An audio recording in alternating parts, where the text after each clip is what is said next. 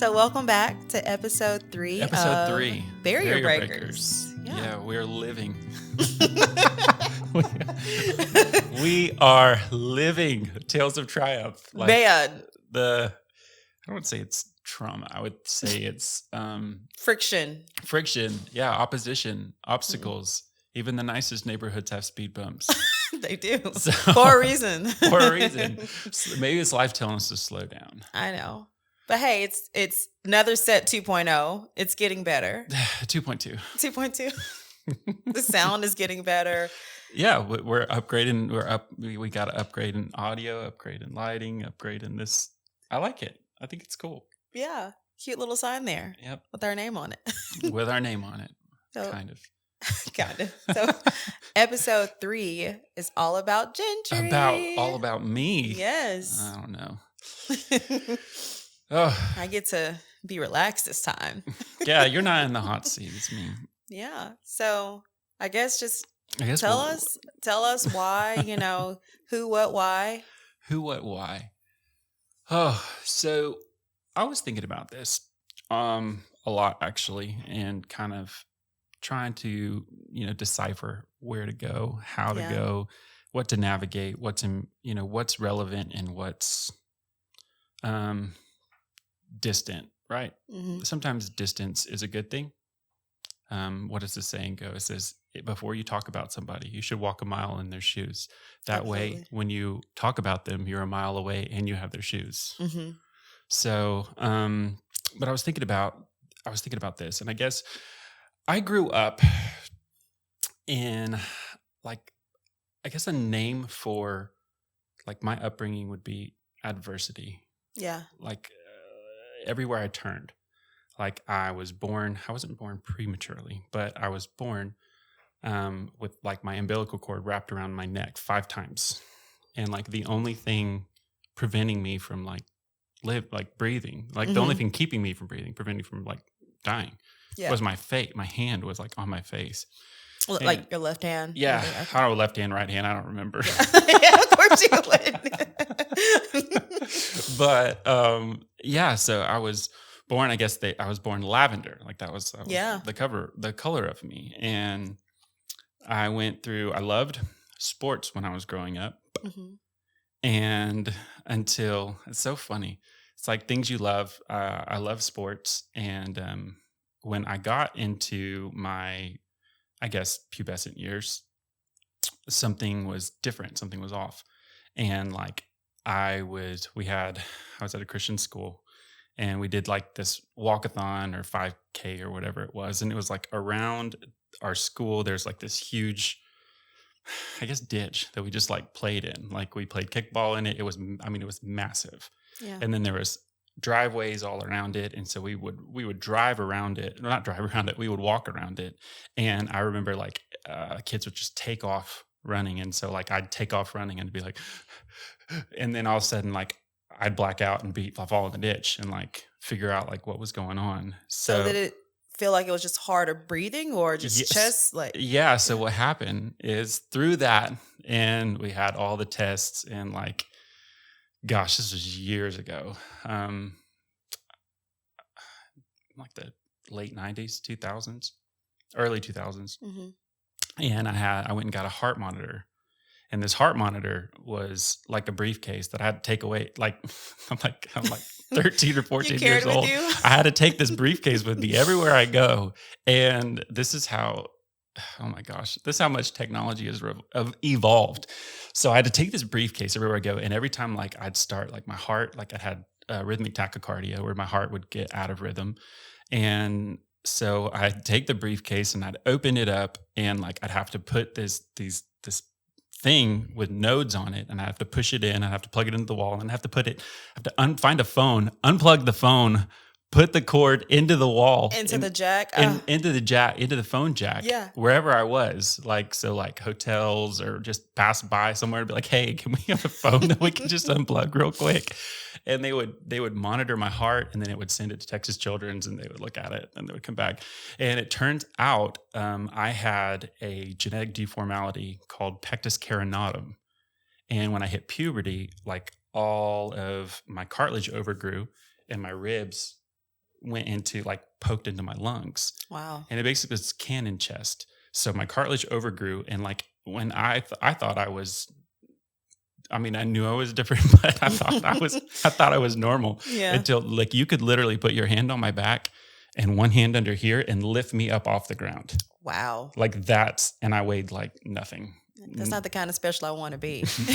You're like, knew I was different, but not that type of special. So anyways, I ended up at 15. I had my chest cavity reconstructed when I was 15 years old, and it took like 2 surgeons, almost 7 hours.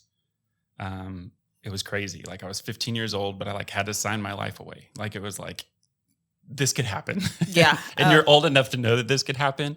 So here you go.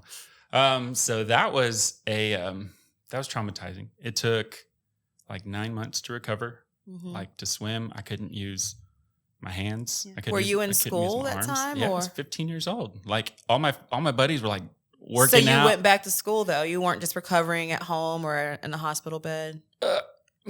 I was at my great grandmother was watching me, and I laugh because I love her so much, and we watched so much Golden Girls, it wasn't even funny, and I had no say in it, right? Because I'm just like this. So I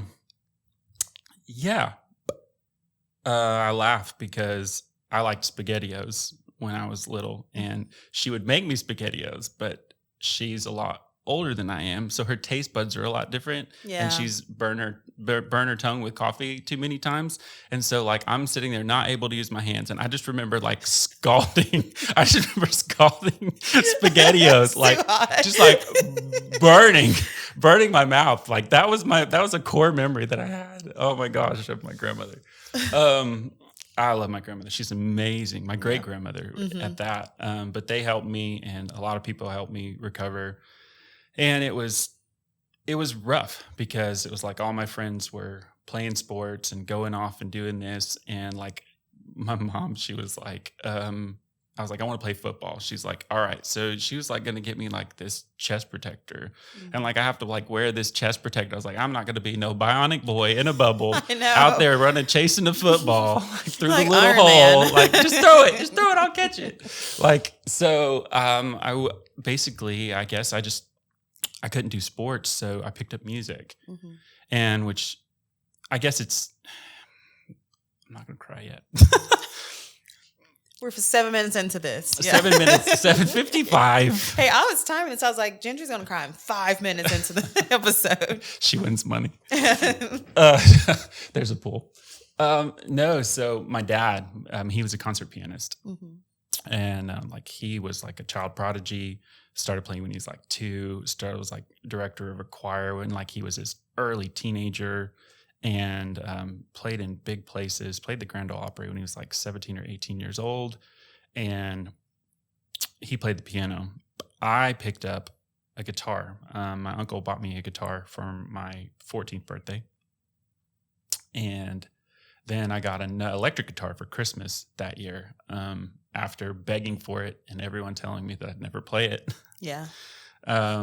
So that I kind of went into music that way and kind of got distracted, and I just went all in on music. Like I would practice for hours. Like we were homeschooled. There's so much to unpack. It's not even like we can't even like when I first met my wife, like I think I told her my like a Reader's Digest version of my story. It was like 2 hours and 40 minutes later at pizza. I was like, I'm going to get it all out there. You're going to see everything, and then you can be the judge. Yeah, all the cards on the table. All the cards are on the table. Well, there was a lot of cards on the table at that time, but we'll get there. So, I went into music, and when I was 19, I was living in Branson, Missouri. I've moved 35 times in 36 years that I can count, that I can remember. I haven't moved in 7 years. I've been in the same place for 7 years. It's hard to get me out of Tennessee. I could not imagine moving that often. So grew up pretty much pastor's family. My parents, they had 5 of us OGs, and then we were in Branson, Missouri, and we got into respite care for foster parents. They became Hey, you have foster brother and sisters. I am a parent now, so I'm trying to differentiate between the two. But they became foster parents and respite care. So like first sign, first call, they are removed. And like I was in high school and I'd go to bed and I'd wake up and there would be pallets everywhere, like 3, 4. I think one time I woke up and there's like 20, I think it was like 17 of us in our house. Like, and that's incredible. They pick them up and they don't know what to do. So I laugh. Everyone tells me I'm the fastest eater ever. And I was like, there were so many people. Like if you didn't eat, they'd be like, are you done with that? Thanks. Yeah. Like take it from you. And then my foster brother, Curtis, he's kind of the first foster kid that we actually kind of claimed as our own, lived with us long term. And then we adopted a sibling group of 3 out of foster care. And their stories are just crazy. However, when I was 19, my foster brother, well, I'm just calling my brother, Curtis, was working and it was late at night. I had a job and I was doing signs. Like I designed billboards and installed stuff on boats and marinas and lettered and all kinds of stuff. It's kind of funny, but that was what I did. And we spent all day on Table Rock Lake installing marina signs, like this is what your boat, this is what it cost, all that stuff, and relettering boats. It was all day long. I was very dehydrated. I weighed, I don't know, probably like $160. At 19, that's pretty expected. Yeah. Well, maybe maybe 140 pounds, maybe 150 pounds. So I was like this tall, not tall, but I was like 6 foot lanky. And I went home and I was really tired and my phone died and I was driving and I remember it. My dad called me on my way home. He's like, I've got to go to Harrison, Arkansas, which is like probably a 40-minute drive from Branson. It's probably like a 40-minute drive from Branson. And he's like, I got to go to the bank and make a deposit. I need you to go get Curtis from there. Your mom is changing a distributor on the Cadillac. Your mom was doing in the garage. My mom is changing a distributor on the Cadillac in the garage. So I get home, I run in. He said, you can take my car. So I run in, I plug my phone in, and then I go and I just leave. I mean, back then you didn't have watches. I mean, there wasn't anything. It was, so I take probably my Nokia or Razor or whatever it was and throw it in there. And I go and I leave. I take his car.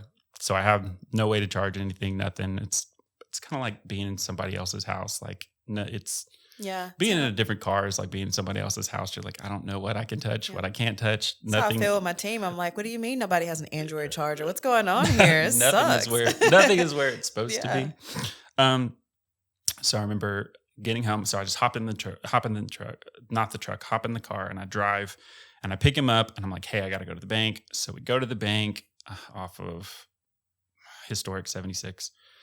And I go to the bank and I go to pull out of the bank and I just scream. I feel like somebody just took a vice grip and just like clamped my chest so hard, and I didn't know what to do. I collapsed in the car. I don't like. So I grew up. My mom's side of the family were morticians. They owned funeral homes. Oh, that's interesting. I know. Listen, I told you it's forever. It's forever deep. The valley is forever deep. So anyways, I didn't like hospitals. Because hospitals don't end well. Right? Like I don't like that. I've been to more funerals. I've cleaned more caskets at the age of 10 than I ever wanted to. Anyone ever should. So I don't like hospitals. I don't like going there. So I'm just like, we're just going to go home. I'm just going to shake it off. Yeah. Right. So I'm collapsed over and my brother is driving from the passenger side of the vehicle down like the mountains. It was 6 miles to my house. I was going to ask how much further you guys 6 miles from my house, down like back valleys, mountain, like hills, like crazy turns and twists. And we got that in East Tennessee. I understand. so we were doing that. So he drove, and he would just tell me when to brake and when to hit the gas. So we got home, and like I don't remember if he had a cell phone or what. I know that I left mine at the house. And we got home, I collapsed in there. And the next thing I know, like ambulance is there, fire truck's there, and they're like pulling me out, like smacking me, like trying, like I'm like my lung collapsed. I didn't know it. Wow. So anyways, I haven't talked about this in a long time. I haven't heard this one. You were probably closer to a hospital. I was. So we lived we lived like probably 3.5, 4 miles from the hospital. Mm-hmm. So, and it was really easy to get to. So the ambulance came quickly. And when I got to the hospital, my dad, who was in Harrison, Arkansas, met me as like, skirt, yeah, like flew in while they were getting me out of the ambulance. And I had a nurse try to play like Rescue 911, ER. Mm-hmm. And because my chest was reconstructed, so I guess what I didn't tell you, my cartilage was overgrown. So they took my sternum out and they scraped it all down. They put it back in. My pecs were growing different ways. So they like ripped them out, put them on a table, put everything back, like reattached them. And to this day, like I don't have any feeling right here. So we both have reconstructed chests. Yeah. You didn't think we had anything in common. Yeah, there we go. Here we are. So, yeah. So, but my muscle tissue had grown back really, really dense. Mm-hmm. So they broke a chest tube off inside of me. Yeah. They were like, squeeze this guy's hand. I ended up breaking this guy's hand. And this was like before like anything. Like I didn't even have an IV at this point. Like yet. It was just, I'm screaming, I'm dying. Like I can't see anything. I don't understand which end is up. And so I go there and end up, they break a chest tube off and then they push it through and they miss. And then all of a sudden, like I just recall like this lady, like just like, I mean, it's probably not that like this, but it was just like she just grabbed a scalpel and she just like, and I heard, yeah, like you open a soda can. And I woke up like 14 hours later. And because of like all the crazy stuff that runs in my family, like it wasn't an artificial lung, but they were basically artificial lungs they were leg compression hoses on my, like to prevent blood clots, because blood clotting, Mediterranean blood clotting disorders run in my family. Had those on before too. Yeah. So anyways, they had, these leg compressions. So like I woke up and then I had like 245, looked like I've been shot with 245 bullet holes. And basically they were told that like my lung was collapsed and I would never sing again. Like there's a chance that I'd never be able to sing again. And so that was shock to my system. Of course, all of my friends, family, close people, high school, whatever, church, everybody was at church camp that week. And I didn't get to go. And like this happened when everyone's away. So no one's there. Like I'm in, like no one's coming to see you. Like everyone's gone. And basically it was like, the enemy was like, you're going to die. I'm like, I'm going to take your life and there's nothing you can do about it. And I got scared. Like, of course you did. I got really scared. And anyways, but then a lot of people started praying. And I still didn't have use of my left hand. They put it in a sling.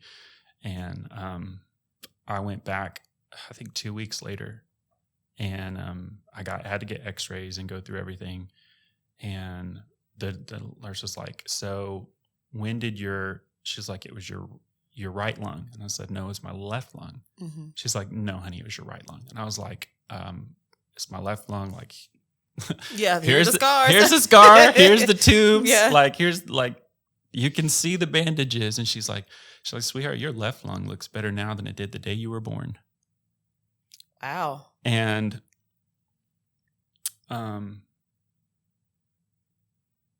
yeah. So that does something, right? Mm-hmm.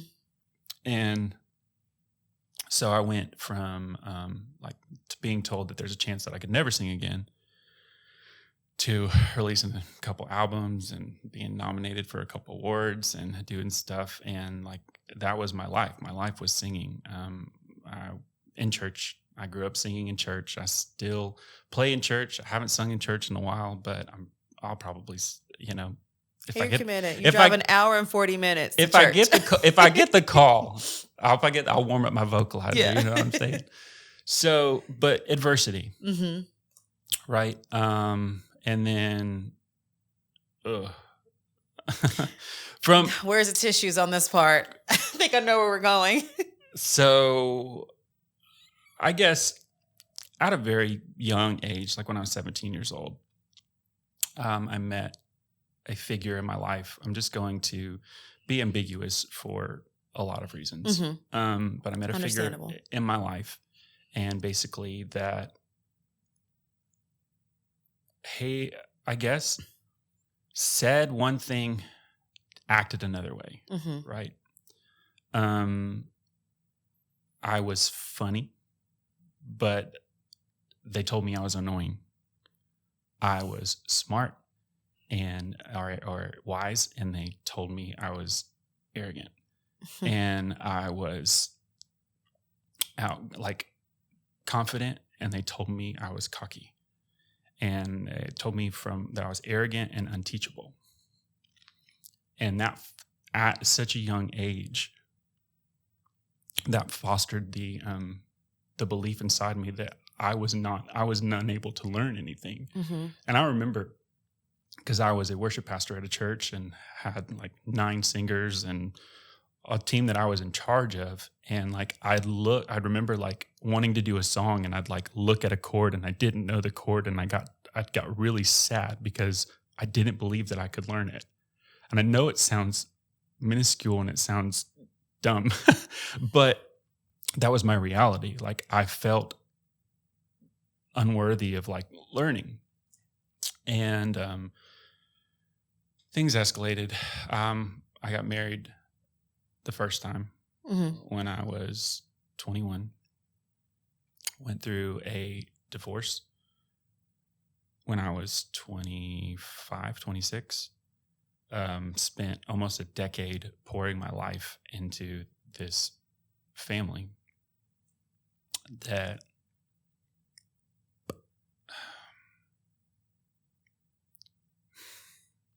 they pretty much broke you. They took my name. Yeah. Like, it got to the point where no one even knew whose kid I was.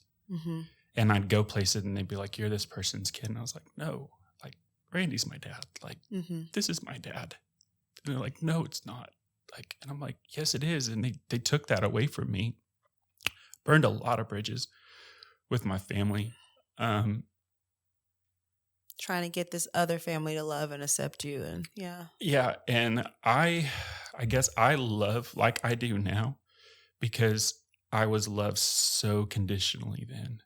And the conditions were so strong, like that when you like conditional, like when you don't meet conditions, you no longer get the benefits. And there was a list, like when I went through my divorce, there was a list of all the birthday presents and all the Christmas presents and all the award, like everything that I had received that they had to take back because I was no longer worthy. Wow. That's crazy. Of the love, because I no longer met the conditions. Yeah. So suffice it to say, I was broken, depressed. Like, I did everything right.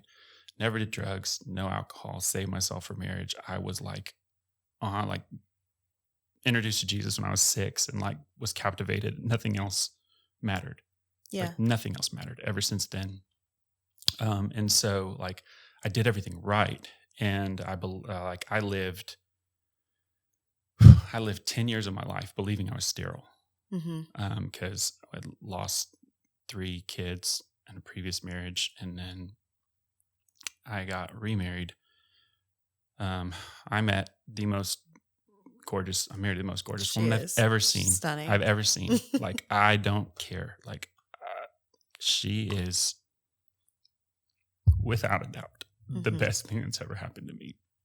And we met in ministry school, and that's a crazy whole other story. Like, I went from being a worship pastor to like waiting tables and selling cars like overnight. When I mean overnight, I mean like tomorrow I wouldn't be here. I would be doing something else. Like it was that the line was like severed. Like it was that severed. The ties were severed. I was the worst thing. They took everything from you. The con artist. They thought they took everything from everything. you. Mm-hmm. And so, yeah, that was intense. And then I ran to the church for comfort. And all I found was rejection. Because I know, like, that was hard. Like, all I've known is the church. Like, we used to wake up, we had Miracle Mondays, Transformation Tuesday. What you talking about Wednesday. Oh, my goodness. Travailing Thursdays. Mm-hmm. You know. Vacation Bible School. VBS, Cuban NOP, everything. Mm-hmm. And so I ran to the church for comfort and basically was like, oh, you're damaged goods. And it's like, oh, you would be so good if like, it would be your perfect fit if like reconciliation looked like we wanted it to. Yeah. And thank God it didn't, because like, this is like I said, there's so much to unpack. But ended up in ministry school in 2013, met the love of my life. And she's had a crazy past herself. And I could never tell. Like I used to laugh. I was like, my brother-in-law, he'd be like, you meet any girls? I was like, there's one.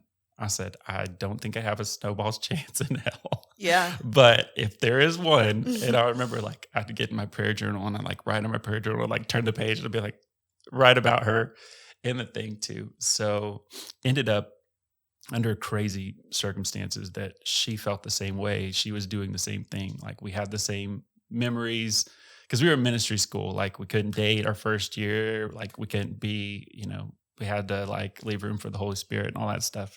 Yeah. So couldn't commingle like outside of a group setting. And we had to be like really coy about it if we were, but kind of just fell in love with someone and I didn't, like when she told me her story, I didn't believe her. I was like, yeah, right. You've never been through anything. And like, that's such the transformation though.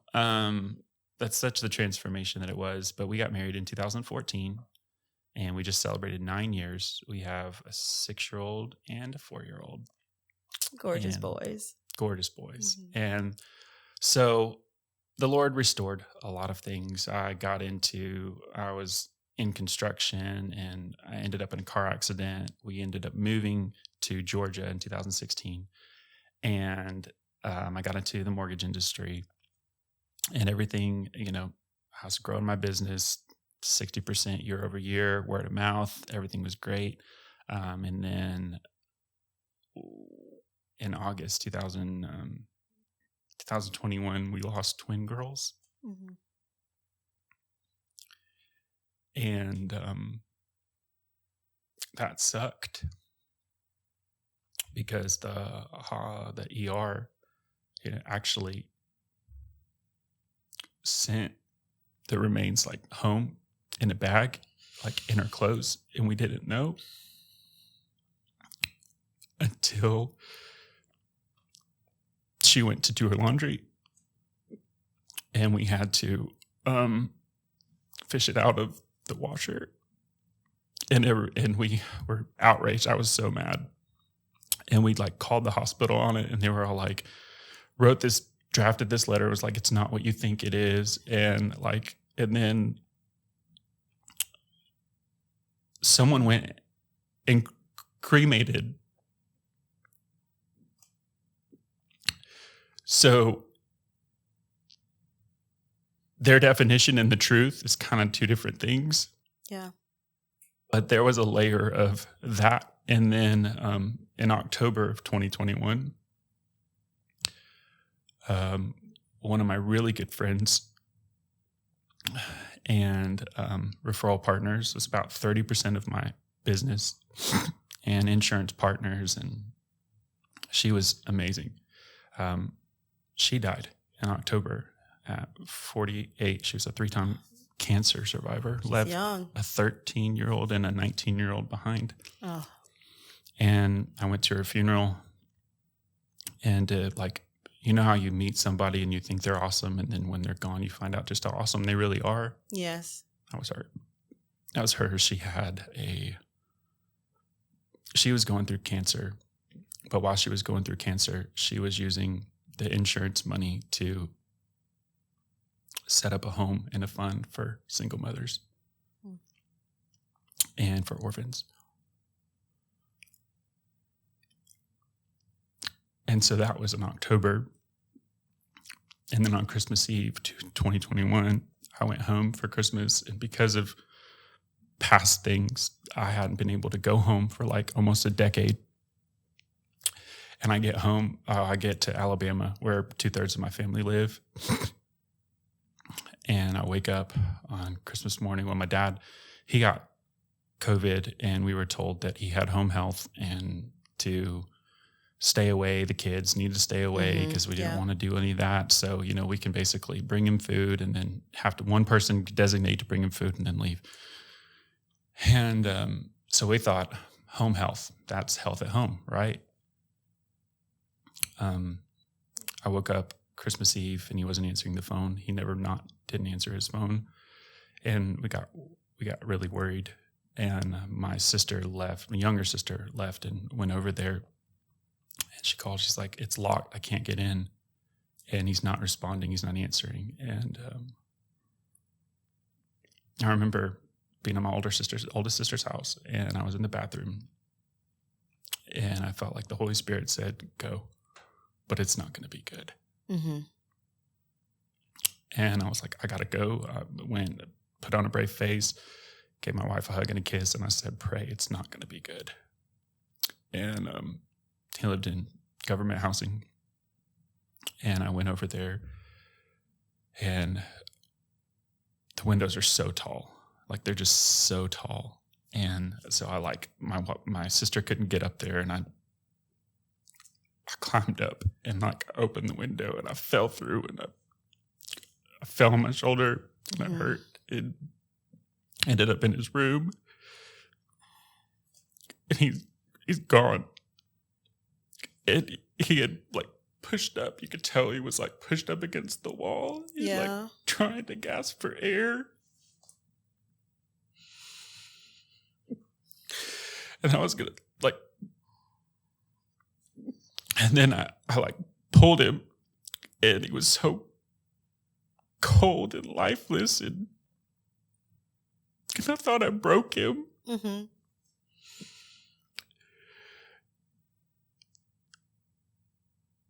And that did something to me. Yeah. You never forget that. I was like, what's it all for? Yeah. What's it all for? Why? Didn't even have a pulse ox machine. Just set him up with some oxygen on a Tuesday and never came back. Mm-hmm. So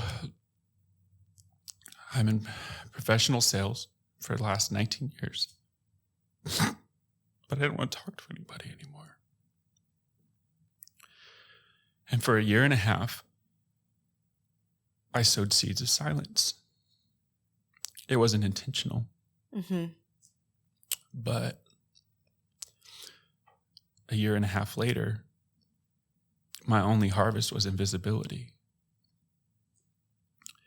And so I kind of became this shell of myself, just existing.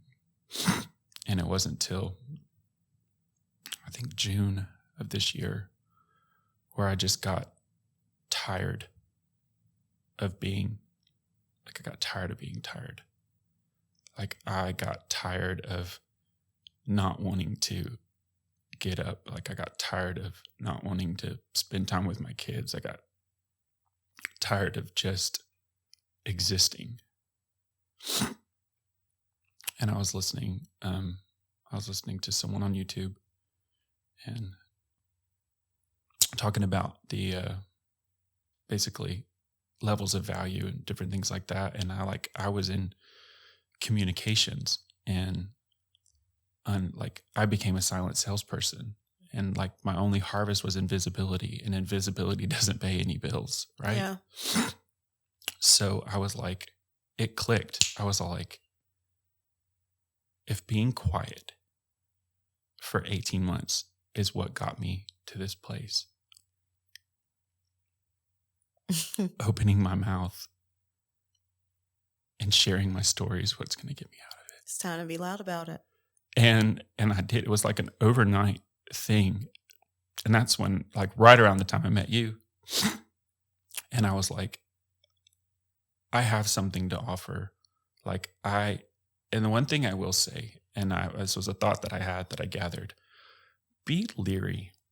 Young people, old people, middle people, if you have breath in your lungs, be leery of people who tell you how wise you are, but will never give you a microphone.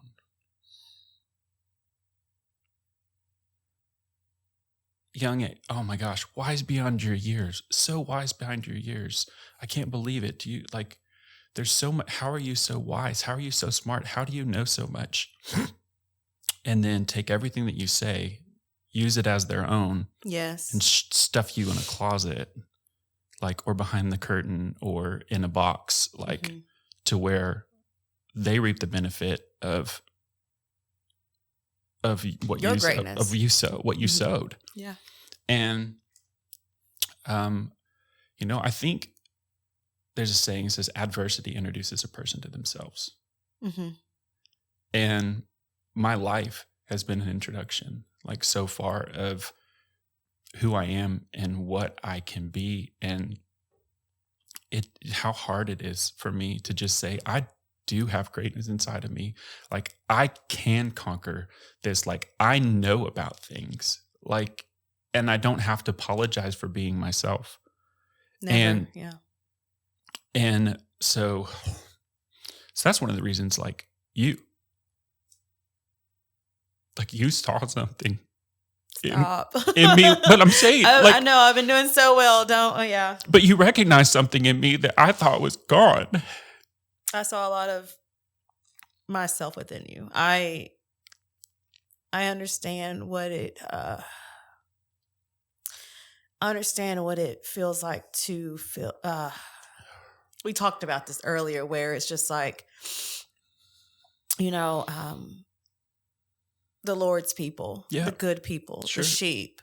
Sure. Unfortunately, and rightly so, we have a heavy cross to bear. Rightly so. Who are we? Yeah.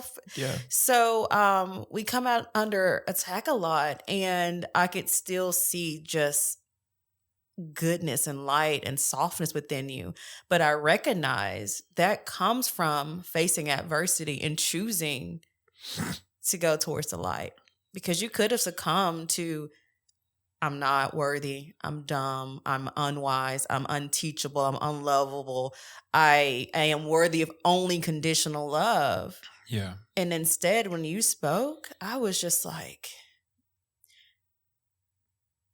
when you spoke, something within me was moved to where and I didn't know your values at the time, and not saying that it matters if, someone shares the same values as me, but I was like, this is my brother in Christ, truly. Sure. And that's the thing, people that don't know me, saw something in me. Mm-hmm. And I felt like I got reintroduced to myself, and I didn't hate it. Yeah. And so now I was like, if being silent is what got me here, and I don't want to be here, I have to start talking. And you just so happened to want to talk. You just so happened to invite me to co-host a podcast. So when you called and were like, have you been through anything? And I was like, this is it's just a drop. Yeah. But it's adversity introduces a person to themselves. And I am who I am because of what I've been through. And I wouldn't wish it upon my worst enemy. But I would tell somebody, I said, if somebody would told me, I said, hey,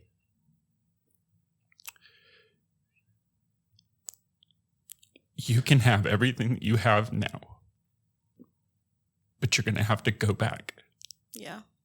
Through everything. They're going to be waiting when you get here. But you're going to have to go back through everything that you went through in order to keep what you have right now. I swear to you, I would kiss my wife and I would hug my boys and I would say, I will see you in a few, because I wouldn't trade what I have now for anything in the world. I believe that, and I feel you. Our families, I mean, you and I both, our boys, our spouses, I mean, light a fire. There would ignite our passion to be loud, to be outspoken, to show our goodness, to show goodness to others, to love them unconditionally. Yeah. So I'm right there with you. We can hold hands, kiss our families together, and be like, we'll be back. We'll be back. We'll be back. We got some things to do. Yeah, we love you. But I really, truly, I cherish my family and my boys. I can't stand that my dad didn't even get to see like third and fifth birthdays. Like, that hurts. All the memories, they kind of remember him, but they don't. Yeah. Oh, and kids are kids. Mm-hmm. But I'm truly grateful for my life. And I do have things to offer the world, and I do know things. And I'm just not apologizing anymore. No, be unapologetically you. Just. And that's one of the things, like, you just happened to ask me to co-host a podcast, and here we are. And, but I honor the path. I honor the present. And I look forward to the future. Like, I don't believe in happenstance or coincidence. I think that we both have stories to be told, and we both have stories that that mean something to somebody. And not only that, but we're intentional. Like, we want, like, this whole thing is set up around intentionality of digging for gold in other people's land, right? And their purpose and their space, like, just finding that gold inside of them. If that's all it is, like, if it's all it is just for someone else to realize that they are worth something, or they are worth more. They don't give themselves enough credit. And, like, you're not your worst day. Like, what you do doesn't define you. That doesn't define who you are. It amplifies who you are. And if anything, let a blip, or, like, I just pray at, like, just a skosh of our stories would just ignite something in somebody, just to say, like, this is, like, it's all for a purpose, and it all serves a purpose, and it's all for a reason. So that's my introduction. Wow. You got me. You finally made me cry. I don't think I cried last week talking about myself. Yeah. Well, thank you for sharing. I didn't cry as much as I thought I was going to. I mean, I could if I just, like, dwelt just a couple seconds more. But. Yeah. Well, thank you for sharing that with all us, Gentry. Yeah. I look forward to getting to know you more. Yeah. Hearing the stories of some local barrier breakers here soon. Local barrier breakers, yes. And just, like we've talked about, celebrating the triumph after adversity. Yep. So thank you guys for tuning in. This was episode 3. Until next time. Until next time.